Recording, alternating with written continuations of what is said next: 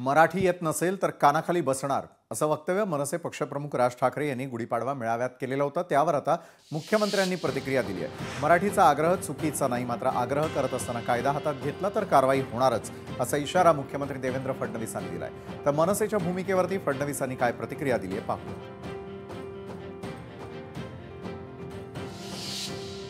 आमच्या महाराष्ट्रामध्ये मुंबईमध्ये आम्हाला सांगता इकडच्या आस्थापनांमध्ये हमें मराठी बोलना नहीं आता तो क्या हुआ, कानफट इथंच बसणार। फालतू देशबीज सांगायचं नाही आम्हाला। प्रत्येक राज्याची एक राजभाषा आहे, त्या राजभाषेचा सन्मान हा प्रत्येक राज्यामध्ये राखला गेला पाहिजे। महाराष्ट्रामध्ये मुंबईमध्ये मराठीचा मान हा राखला गेलाच पाहिजे प्रत्येक आस्थापनेत। या महाराष्ट्रामधल्या उद्यापासून तयारीला लागा। महाराष्ट्रातल्या प्रत्येक बँकेत मराठी वापरली जाते की नाही पहिले चेक करा। प्रत्येक बँकेत, प्रत्येक आस्थापनेत तुम्ही मराठी म्हणून सगळेजण कडवटपणे उभे राहायला पाहिजेत। सरकारची भूमिका पक्की आहे।